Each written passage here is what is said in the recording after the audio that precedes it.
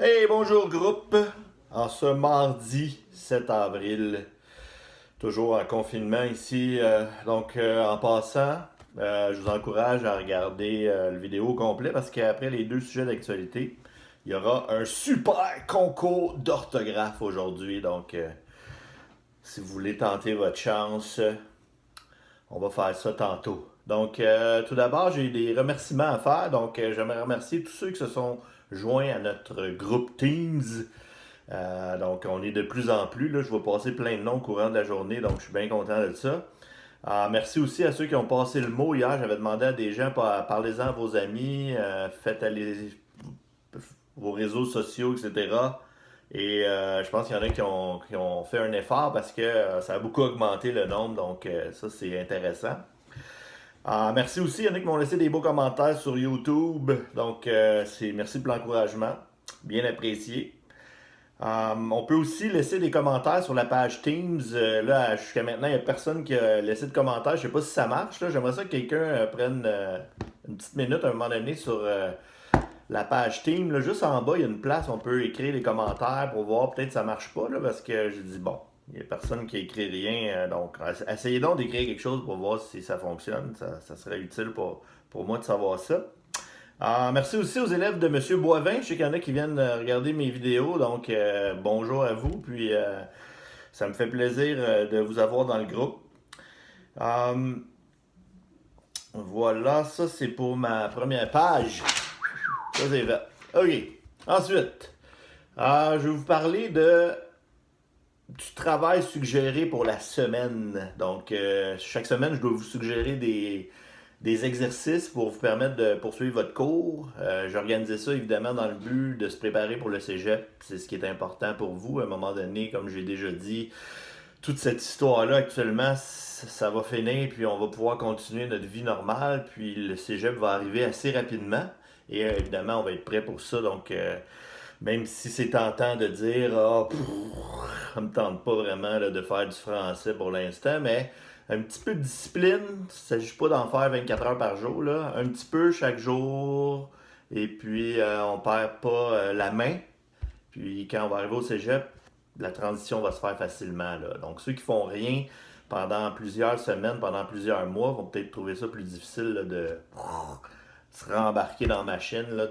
Restez un peu dans l'engrenage, puis ça devrait bien aller. De toute façon, ce que je suggère, c'est pas des choses compliquées, ça se fait bien. Il y a trois parties que je vous propose cette semaine. Le premier, c'est un exercice qui s'appelle Trouver l'erreur. Vous allez retrouver ça dans la section Fichier. Donc, toujours aller dans la section Fichier sur Teams. Vous allez trouver le nécessaire pour la semaine, les documents. Là, il y a une section, c'est écrit Documents, semaine du 7 au 14 avril. Donc, tout est là-dedans. Donc, un exercice qui s'appelle Trouver l'erreur. Donc, ça, c'est des anglicismes, des expressions trop familières. C'est des petites expressions qu'on entend, qu'on utilise, mais qui sont incorrectes. Il faut trouver la façon de les corriger. Je ferai un corrigé en vidéo au cours des prochains jours, une fois que tout le monde aura eu le temps de faire cet exercice-là. Donc, ça, c'est le premier élément. Ensuite de ça, je regarde à l'écran ce que je vous ai donné. Il y a un exercice interactif sur CCDMD. Vous connaissez CCDMD, là, où on a fait les exercices sur les figures de style. Il y en a un. C'est sur orthographe, ponctuation, vocabulaire, syntaxe. Donc, c'est des petits exercices. Il faut trouver les fautes. Donc, ça vous force à mettre en pratique ce que vous avez appris cette année. Puis vous allez voir votre capacité. C'est interactif, c'est pas compliqué, c'est facile. On peut le faire à son rythme. Et c'est un exercice par catégorie. Tout est indiqué, le lien est là, on peut se rendre facilement pour faire ces exercices-là. Il y en a un, c'est en lecture, le dernier que je vous propose cette semaine, c'est en lecture. C'est pour vous préparer pour les 4 cours de littérature au cégep. D'ailleurs, le lien que je vous ai donné, ça vous mène à un exercice qui s'appelle Compréhension du texte littéraire. C'est vraiment comme au cégep finalement. Vous avez le genre de questions qu'ils vont vous poser, quels sont les aspects qui vont être traités au cégep dans vos cours de littérature quand les profs de français vont aborder des textes avec vous. Donc, allez faire ça, c'est vraiment une bonne préparation là, pour le cégep au niveau littérature. Donc, tout ça, c'est dans Fichier, dans Teams, vous avez toute l'information. Faites ça à votre rythme un petit peu chaque jour. Puis si jamais il y en a qui ont des questions, vous pouvez me les envoyer soit par courriel ou même peut-être les indiquer sur la page Teams. Là, en bas de la page, il y a une place pour écrire des commentaires ou écrire une question, par exemple. Puis ça peut, vu que ça s'affiche à tout le monde, ben, si je réponds à tout le monde. Donc ça pourrait même, votre question pourrait même aider 50 personnes là, à la limite. Là. Donc voilà pour cette partie-là. Feuille 2, c'est fini. Wouhou! OK, feuille 3, on est rendu sujet d'actualité numéro 1. Vous n'avez entendu parler cette semaine, j'imagine. Ça s'appelle panierbleu.ca. Donc, panierbleu.ca. La situation actuelle, très difficile pour nos entreprises, pour plusieurs travailleurs aussi. Là, plein de gens qui ne travaillent pas jusqu'au 4 mai. Des entreprises sont fermées, donc pas beaucoup de revenus. Donc, au niveau économie, c'est difficile. C'est pour ça qu'on encourage les gens à acheter local. J'ai même mis ma super casquette ici, logo du Québec. On achète Québec, Québec, local. Donc sur panierbleu.ca, je vais mettre le lien d'ailleurs sur Teams, là, justement dans les commentaires. Là, je vais ajouter ce lien-là s'il y en a qui veulent aller jeter un petit coup d'œil. Là. Si vous avez des choses à acheter, c'est sûr que notre réflexe souvent c'est d'aller directement sur Amazon. Bon, un petit quelque chose qui apparaît ici. Je ne sais pas si vous voyez ça, mais bon, ok, trop tard. Donc, oui, je me reconcentre ici. Donc, panierbleu.ca. Donc, on peut aller voir si on a des choses à acheter. On peut les acheter au Québec. Donc, je disais que notre réflexe, c'est d'aller sur Amazon, etc. Mais on peut peut-être aller jeter un petit coup d'œil là si on peut acheter ici. Encourager les entreprises d'ici, essayer de m'aider notre économie. Donc, parlez-en à vos parents. Peut-être s'il y en a qui ne connaissent pas ça, allez jeter un petit coup d'œil sur le site. Donc, faites peut-être un petit effort avant d'aller sur Amazon, d'aller sur panierbleu.ca.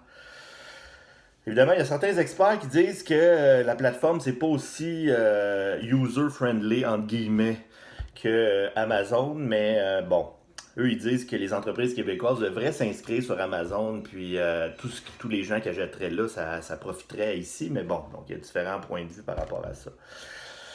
Donc, voilà pour le sujet 1. On encourage local, on achète au Québec. Wouhou! Prochaine feuille. Justement, étant donné qu'on est en confinement, il y en a plusieurs qui regardent la télé, des films, des séries télé, c'est bien populaire de ce temps-là.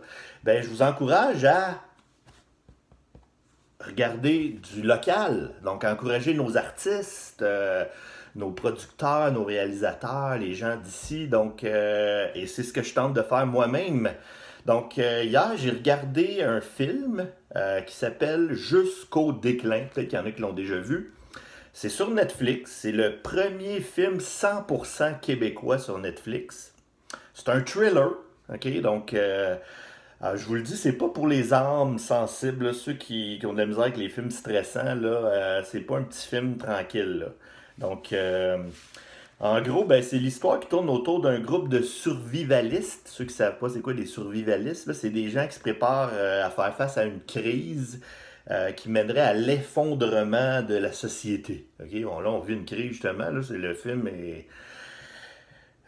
justement il est pertinent, là, sauf que nous, on n'a pas vraiment de crise sociale parce qu'on a un gouvernement qui gère ça A1. Donc, il n'y a pas de crise, c'est bien géré, mais admettons que il y avait une crise sociale, il y a des gens qui se préparent à ça, à s'isoler en forêt, puis être capable de vivre par eux-mêmes, puis de se protéger. Donc c'est un film qui tourne autour d'un groupe de personnes, justement, qui vont dans le bois s'entraîner en cas qu'une situation comme ça pourrait se produire. Donc j'ai noté quelques adjectifs ici. Donc il y a une atmosphère tendue, c'est intense, c'est stressant, c'est violent. Donc c'est pour ça que je disais tantôt, c'est pas pour les âmes sensibles, mais les acteurs sont excellents et c'est vraiment un excellent divertissement. Donc, je rappelle, c'est sur YouTube et ça s'appelle Jusqu'au déclin 100% québécois. Vous allez reconnaître justement, il y a plusieurs acteurs qu'on a vus dans d'autres films là, qu'on retrouve dans ce film. Et c'est terminé pour la feuille numéro 4. Ok, je continue encore avec... au lieu d'un film, je parle d'une série télé. Je viens de finir une série télé québécoise excellente. OK? Ça s'appelle... comment j'ai-tu écrit le titre? C'est comme ça que je t'aime. C'est comme ça que je t'aime. C'est une série qui est sur ici tout.tv extra. Donc, pour avoir accès à tout.tv extra, il faut être abonné. Sauf qu'actuellement, il y a une promotion, c'est un mois gratuit.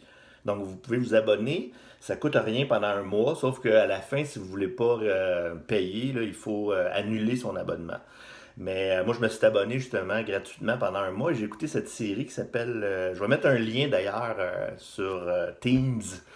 Donc, un lien pour le film dont je parlais tantôt, puis un lien pour cette série-là qui s'appelle C'est pour ça que je t'aime.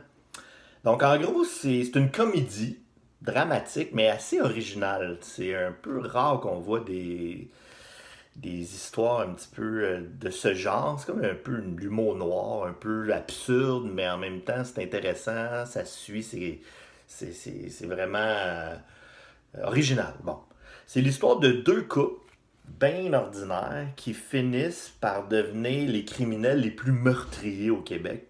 Ça se passe dans les années 70, là, le décor est incroyable pour si vous écoutez ça avec vos parents, là, ils vont trouver ça vraiment bon au niveau du décor. Là. C'est vraiment bien fait.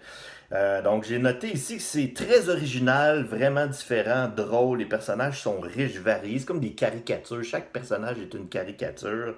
On s'ennuie pas. C'est plein de rebondissements inattendus. Donc, aussi, c'est un excellent divertissement. C'est quand même plusieurs épisodes. Là. Je suis pas sûr exactement. Peut-être 8 épisodes. Pas certain. Donc c'est ici tout.tv extra. Voilà, feuille 5, c'est fini. Wouhou! Actualité terminée pour aujourd'hui. On est rendu à concours d'orthographe. C'est le super concours d'orthographe. Donc là, ça vous prend une feuille et un papier. Donc je vais vous laisser du temps pour aller vous chercher une feuille et un papier. Si c'est loin, mettez ça sur pause, puis vous reviendrez. Là, donc j'attends ici. Feuille, ça prend une feuille et un papier. Ensuite de ça, je vais mettre la liste des mots si vous voulez aller vous corriger.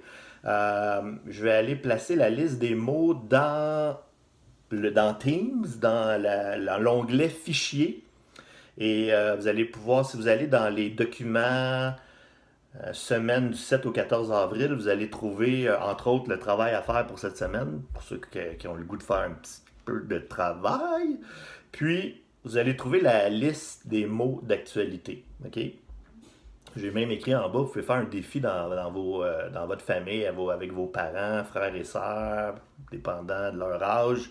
Donc, peut-être vous pouvez essayer de utiliser cette liste-là pour, même chez vous, faire un défi avec ça. Donc, OK. Allons-y pour notre super concours. Le premier mot aujourd'hui, c'est le mot plèbe. Une plèbe.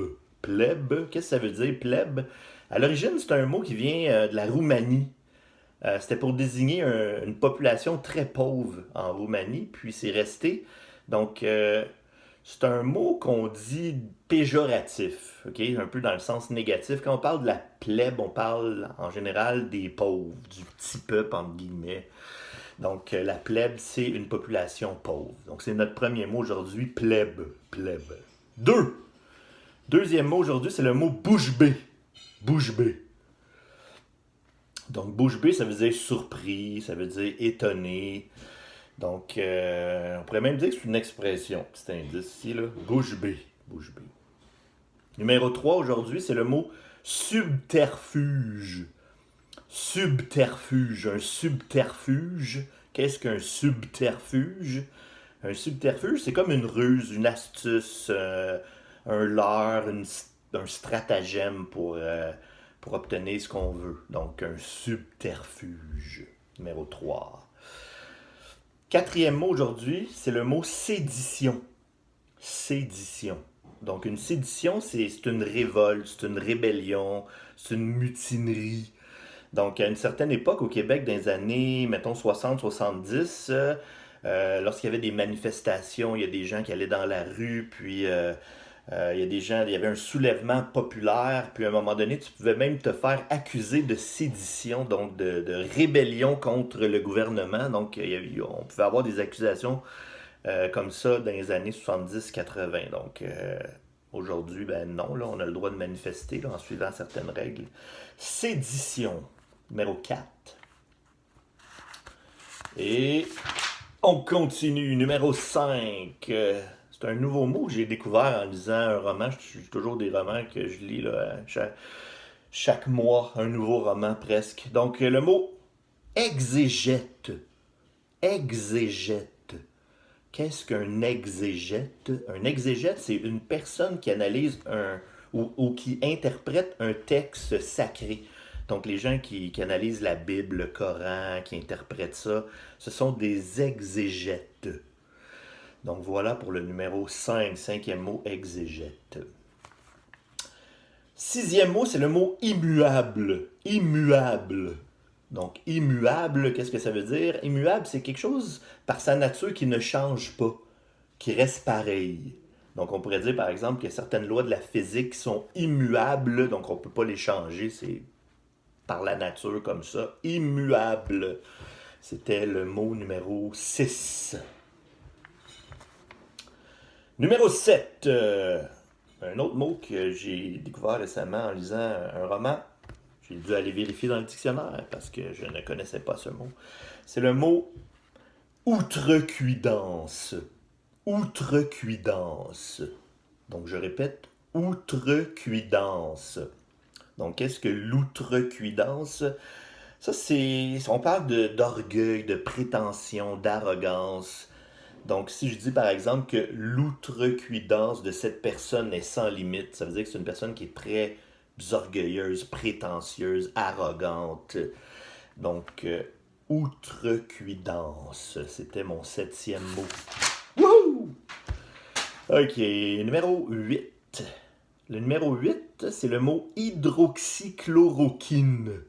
Je répète, hydroxychloroquine. Hydroxychloroquine. Donc, qu'est-ce que l'hydroxychloroquine? Évidemment, c'est un médicament. Vous l'avez sûrement entendu parler, là, il en parle souvent à la télévision parce que c'est un médicament qu'on teste actuellement contre la COVID-19. On pense peut-être que ça pourrait aider les patients qui sont gravement atteints, par exemple. Donc, c'est un anti-inflammatoire, c'est un vieux médicament qui existe déjà. On s'en servait contre le paludisme, contre l'arthrite rhumatoïde et contre le lupus. Donc, dans le fond, qu'est-ce qu'on a dans l'hydroxychloroquine? On a deux choses. Il y a d'abord de l'hydroxyle. Il y a de l'hydroxyle. Ça rend le médicament moins toxique pour l'organisme.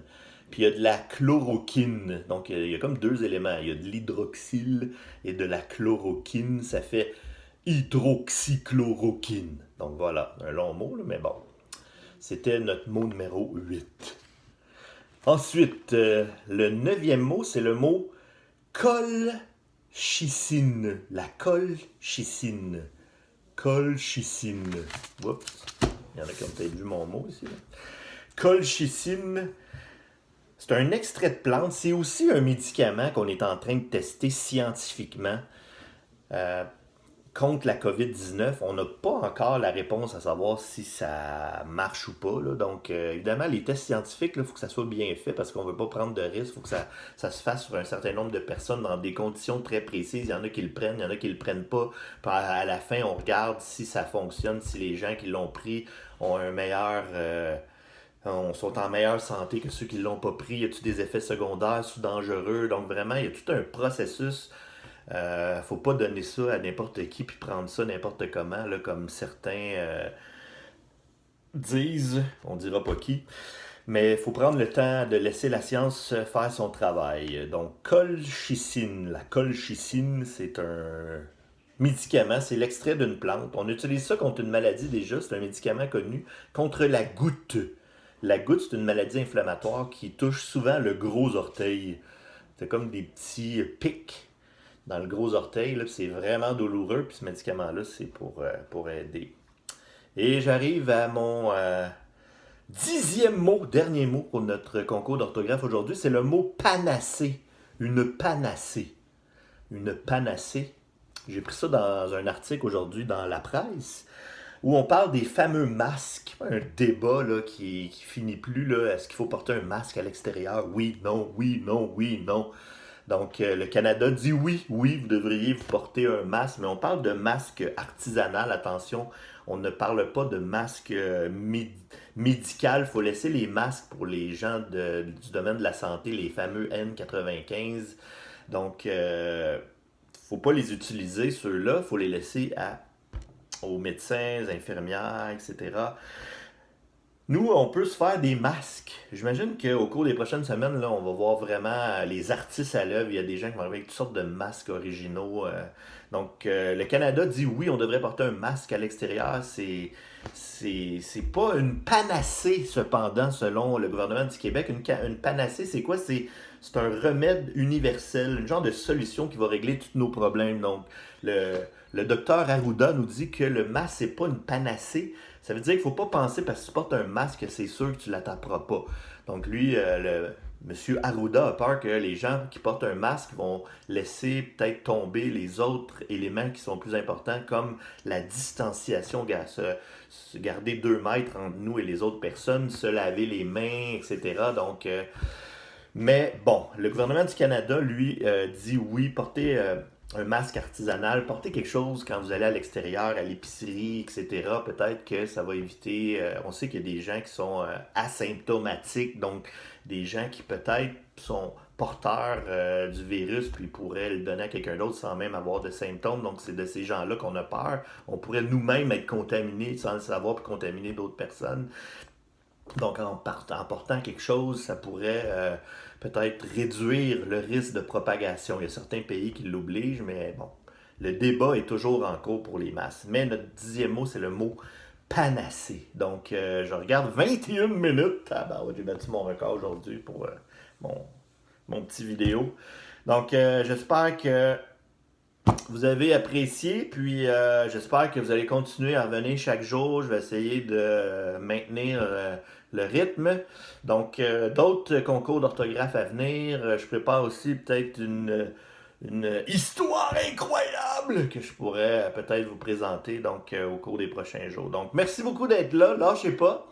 Et allez jeter un petit coup d'œil dans Fichier. Vous allez retrouver les mots, les 10 mots de vocabulaire. Puis j'aimerais ça qu'il y en a qui me disent combien ils ont eu, là, sans tricher. Là.